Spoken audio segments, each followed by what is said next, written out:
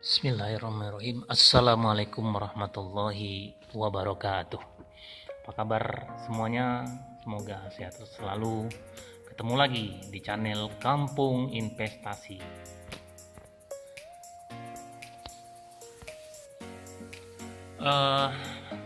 Bagi yang baru bergabung, selamat bergabung. Dukung terus channel ini dengan like, subscribe, dan share agar lebih banyak orang merasakan manfaat dari investasi. Pada pertemuan kali ini kita akan membahas suatu materi yang penting ya, mungkin urgent sekali itu, yaitu cara mudah membaca laporan keuangan perusahaan dengan RTI bisnis ya. Nah, ini banyak yang jadi request dari rekan-rekan ya, bagaimana sih caranya membaca laporan keuangan ya dengan sederhana ya. Tips ini, cara membaca ini untuk semua kalangan ya, bagi pemula juga ya, ini jadi bisa langsung membaca ya laporan keuangan. RTI Bisnis adalah penyedia informasi keuangan otoritatif di Indonesia ya, Bursa Efek Indonesia. Kemudian ya, aplikasi RTI Bisnis ini adalah salah satu aplikasi analisis saham yang paling banyak digunakan dan salah satu aplikasi paling favorit yang paling banyak digunakan juga ya oleh investor atau trader di Indonesia. Nah, kenapa banyak penggunanya? Pertanyaannya kan. Karena dia memiliki kelebihan. Kelebihannya adalah mudah penggunaannya, menu lengkap, ukuran aplikasi yang sangat ringan, dan ini yang paling penting, yaitu real time ya. Jadi waktunya dia tidak delay, jadi live ya, live. Jadi misalkan jam bursa efek sesuai misalkan buka jam 9, waktunya real time. Nah, kemudian selanjutnya ukuran aplikasinya sangat kecil ya, hanya 37 mega ya, jadi sangat ringan ya untuk handphone ya, walaupun itu handphone misalnya handphone kentang ya masih bisa ya. Nah, langkah pertama kita buka aplikasi RTI Bisnis ya di HP atau PC boleh ya. Kemudian kita ketik kode perusahaan atau nama perusahaan, itu ada tombol pencarian ya. Kemudian langkah kedua, pilih perusahaan apa yang kita cari ya. Nah, misalkan kita cari ini perusahaan Ultra Jaya nih. Nah, siapa? Saya ya, mungkin kenal semua ya. Ini perusahaan susu ya, susu Ultra Jaya ya. Nah, sama penjelasan sebelumnya ya. Jadi di sini bisa kita lihat tampilan valuasi harganya ya, pergerakan harganya ya. Per hari, harian, mingguan, bulanan, sampai dia 5 tahun ya. Kemudian langkah ketiga ya, kita buka menu, di menu analis ya, itu menunjukkan performa harga selama periode tertentu dan aktivitas transaksi jual beli ya. Nah, ini ada seperti kalender begini ya, ini tampilannya ya, aktivitas jual beli ya. Ini kita lihat, ini mungkin sekitar 30 hari kerja ya. Kemudian ada juga tampilan top buyer atau sellers ya. Jadi top buyer itu yang paling banyak pembeliannya ya. Kemudian seller juga sama ya. Nah, kalau tab net buyer itu penjualan bersih ya, bersih. Jadi selisih antara jual, misalnya dia perusahaan sekuritas, antara dia misalkan dia menjual 1 juta lot kemudian membeli 800.000 lot, artinya menjual kemudian membeli ya, artinya netnya adalah 200.000 ya. Nah, kemudian ada net foreign buy ya. Nah, ini sama, jadi aktivitas investor luar negeri nih ya, penjualan bersihnya berapa atau pembelian bersihnya ya. Nah, kita lihat di sini di menu ini kita bisa mengetahui ya, apakah investor asing melakukan aksi jual atau malah melakukan aksi beli ya. Dan siapa sih broker yang paling banyak melakukan pembelian atau penjualan terbanyak. Nah, ini kita lihat grafiknya ya, bisa kita lihat grafiknya. Jadi pada hari ini siapa saja yang broker ya yang paling tinggi ya melakukan aksi jual belinya ya. Kemudian langkah selanjutnya, langkah keempat ya. Nah, kita buka tampilan finansial ya. Nah, apa itu tampilan finansial? Nah, ini menunjukkan kinerja keuangan selama periode tertentu ya. Nah, ini dia tampilannya grafik ya, grafik. Memang kalau mungkin ini agak susah, enggak ya, sebenarnya lebih enak membaca grafik ya, tinggal lihat trennya. Ada sekali kita lihat ya, bisa kita ketahuin ya, ini tampilannya naik atau turun ya, atau statis sama saja. Nah, ada empat indikator yang penting ya, yang dalam menu finansial ini atau menu keuangan ini ya. Pertama adalah income statement, balance sheet, cash flow, dan earning. Nah, apa itu income statement? Ya, income statement itu atau laporan laba rugi ya, itu menunjukkan laporan ya untuk mengukur keberhasilan operasional perusahaan dalam menghasilkan keuntungan selama jangka waktu tertentu. Nah, umumnya investor menggunakan laporan laba rugi untuk mengukur dan menentukan seberapa besar sih keuntungannya, profitabilitasnya dari nilai investasi yang dilakukan. Apakah ada pertumbuhan positif? Pertumbuhannya signifikan tidak dari tahun sebelumnya ya. Nah, elemen-elemen dalam laporan laba rugi itu ya, kalau di sini kita lihat di grafik sini ya, ada warna-warni ya. Nah, net income, apa itu sih net income? Net income itu laba bersih ya. Itu laba bersih sederhananya, yang didapat dari selisih total pendapatan dan biaya-biaya setelah dikurangi pajak pendapatan. Kemudian revenue atau pendapatan, yaitu jumlah uang tunai ya, yang ada atau yang diterima perusahaan dari aktivitas penjualannya, baik itu berupa barang atau jasa. Kemudian NPM dikenal juga ya, net profit margin, adalah perbandingan total jumlah laba bersih dengan total jumlah laba perusahaan ya.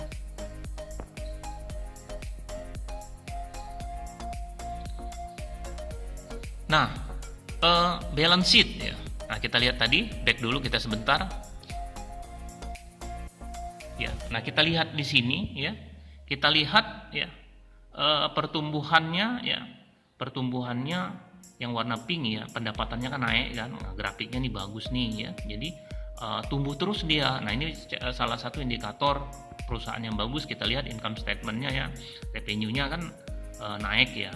Kemudian net profit margin-nya ya, grafiknya walaupun dia ada turun sedikit, tapi secara umum dia naik ya. Kemudian balance sheet nih ya, atau neraca ya. Ini merupakan laporan untuk mengukur keberhasilan operasional perusahaan selama jangka waktu tertentu ya. Umumnya investor menggunakan laporan laba rugi ya untuk mengukur ya atau menentukan profitabilitas dari nilai investasi yang dilakukan. Nah, elemen-elemen dalam laporan laba rugi ya atau neraca tadi, pertama adalah equity ya. Dan di sini kita lihat ya, atau ekuitas ya. Yaitu apa sih? Ekuitas itu yaitu besaran hak dari pemilik perusahaan pada harta perusahaan atau harta bersih yang dimiliki perusahaan. Nah, jadi sederhananya ekuitas itu adalah harta bersih perusahaan. Kemudian liabilitas ya. Apa itu liabilitas?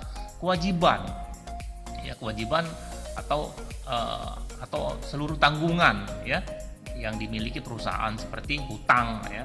Kemudian aset. Nah, ya, aset adalah seluruh aktiva ya atau sumber daya yang dimiliki perusahaan, mulai dari kas, piutang, lahan, gedung, persediaan barang dan sebagainya. Itu adalah aset, jadi seluruh harta yang dimiliki oleh perusahaan. Kemudian DER. Nah, apa itu DER? Ya, DER itu adalah debt equity ratio, yaitu suatu rasio atau rasio hutang ya terhadap modal ya. Nah, rasio hutang tadi atau DER tadi yang ideal itu di bawah angka 1 kali ya, atau di bawah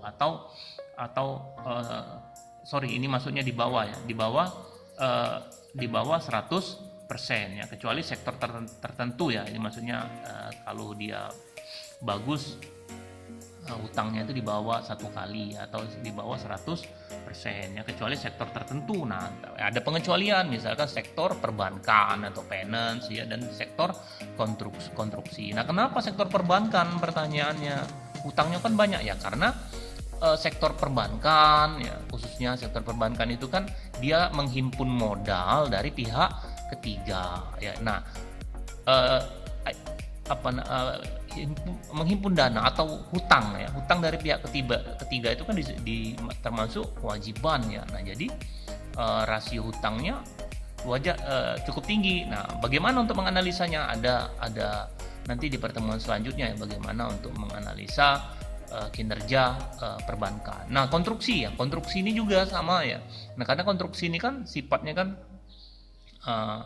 musiman ya, kayak seperti itu ya. Jadi jadi grafiknya kadang naik turun ya. Nah, hutangnya juga kadang tinggi, tapi ketika misalkan dia pembayarannya misalkan beberapa termin ya. Nah, ketika mungkin langsung pelunasan tiba-tiba pendapatannya kan tinggi. Nah, jadi grafiknya kan naik turun ya kalau sektor konstruksi dan sektor konstruksi ya. Nah, kalau sektor perbankan memang dia modal utamanya memang dari DPK ya, dana pihak ketiga.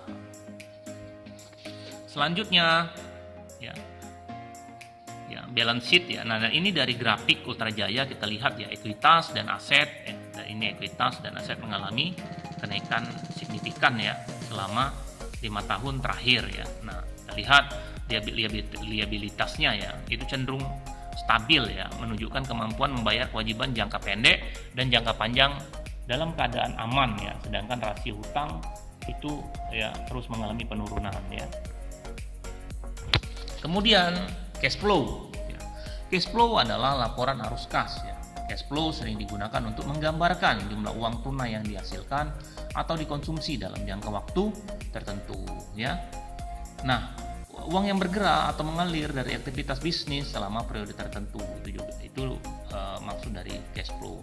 Nah, apa saja sih elemen-elemen dalam aliran kas? Pertama adalah kalau dia dari RTI ini ya, beberapa indikator, beberapa elemen. Yang pertama adalah aktivitas operasi ya. Aktivitas ini menciptakan pendapatan dan beban yang berasal dari operasi utama pada suatu perusahaan.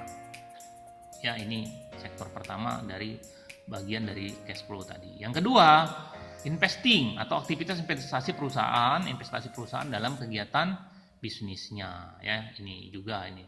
Kemudian financing ya. Apa itu? Aktivitas pendanaan ya, yang meliputi kegiatan dalam mendapatkan kas ya, baik dari investor ya, ataupun kreditor ya. Baik kreditor itu yang pihak bank ya, atau pihak lainnya yang diperlukan ya dalam melanjutkan kegiatan bisnisnya ya. Kemudian cash reserve ya, yaitu ini dana cadangan ya, bentuknya tunai ya. Maksudnya tadi ya, bentuknya tunai digunakan untuk menjaga ya keselamatan perusahaan ya, baik jangka panjang atau jangka pendek ya. Nah, ini tadi ya. Kemudian net cash change ya, yaitu jumlah arus kas ya, dari suatu periode akuntansi ke periode selanjutnya. Nah, bagi investor ya, aliran kas perusahaan itu bagaikan darah ya, bagaikan darah seperti manusia itu bagaikan darah. Artinya memang vital sekali ya, penting sekali arus kas tadi ya. Selanjutnya earning ya, atau pendapatan ya. Nah, apa saja elemen-elemennya? Elemen-elemen dalam earning ini tadi ya. Pertama adalah dividen per share atau dividen per lembar saham ya. Kemudian EPS ya, earning per share. Apa itu? Itu keuntungan bersih ya yang didapatkan oleh perusahaan per lembar sahamnya. Kemudian dividend payout ratio. Nah, ini ya, dividend payout ratio yaitu rasio yang menunjukkan persentase setiap keuntungan yang didapat yang diberikan kepada pemilik saham dalam bentuk tunai. Nah, inilah ya salah satu keuntungan dari investasi saham, yaitu kita mendapatkan dividen ya.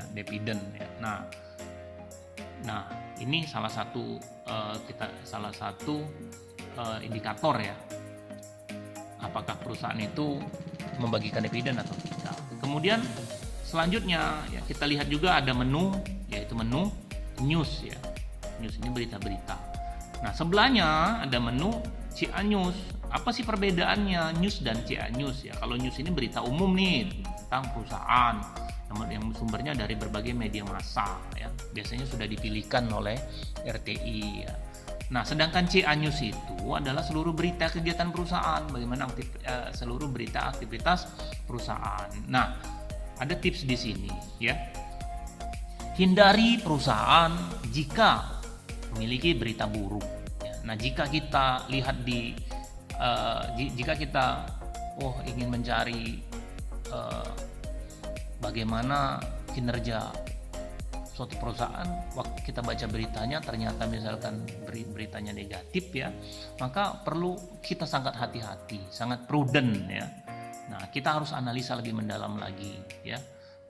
Kenapa misalkan apakah benar berita tersebut, apakah valid ya. Nah, walaupun kinerjanya bagus ya, contohnya apa? Contohnya mungkin kita tahu ya, grup Lipo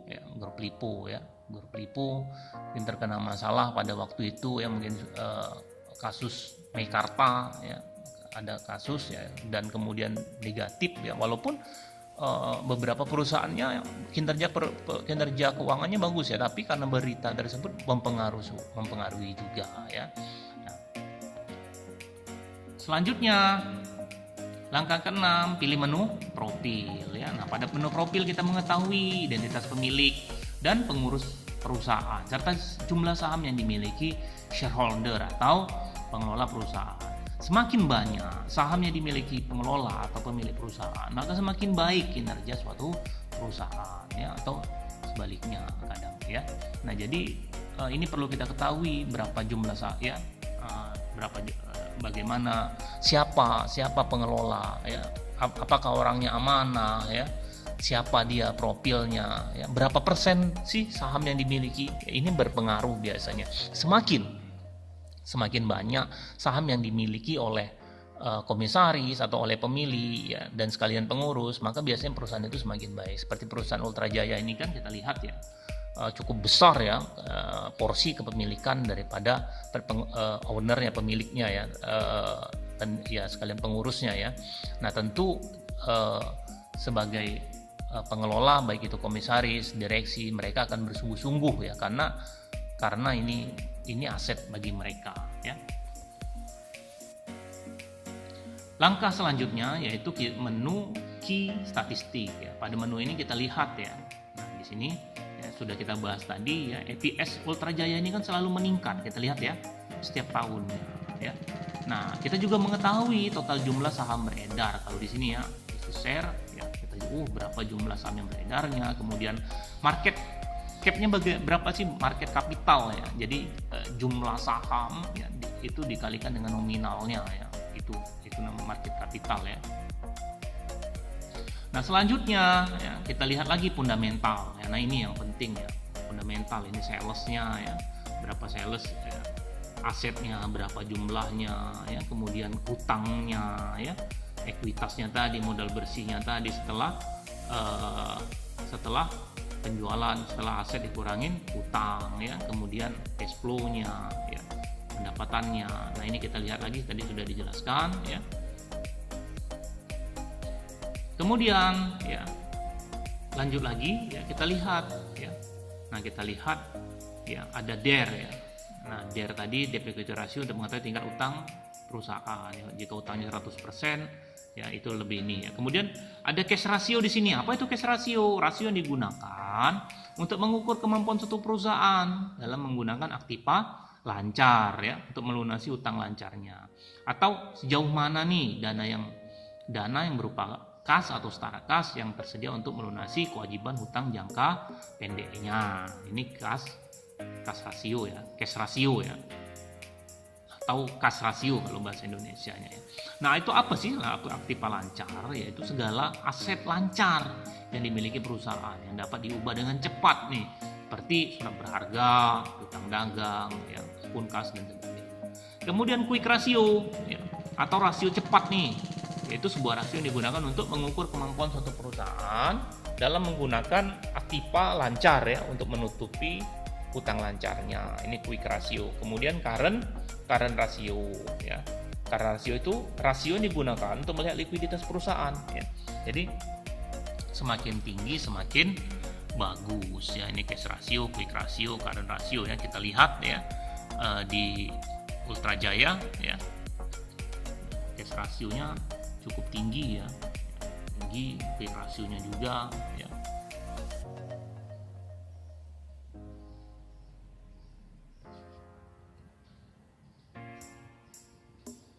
Kemudian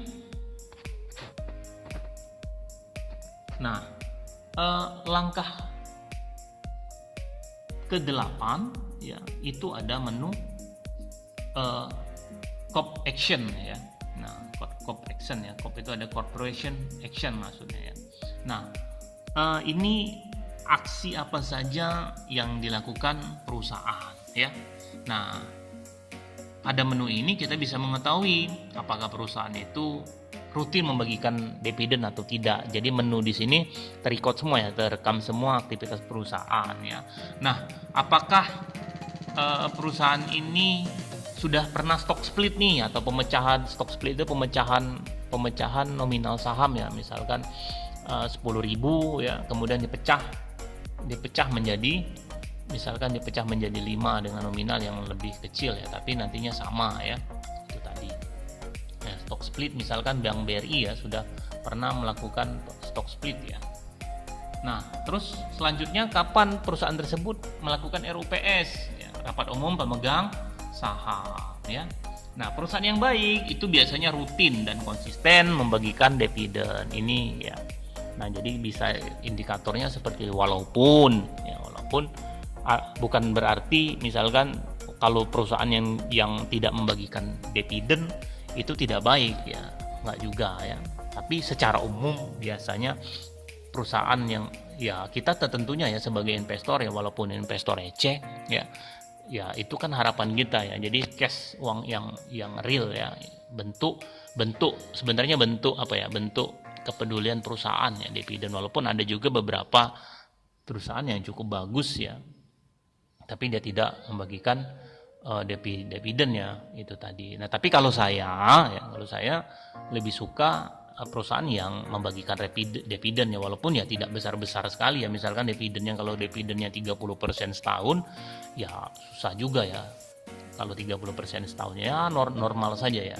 Yang ideal itu berapa persen dividennya ya? Kalau idealnya ya sekitar 3-5% itu cukup ideal ya, atau sampai 7% itu cukup ideal ya. Itu kalau 5 atau sampai 7% itu kan sama dengan setara dengan bunga deposito ya.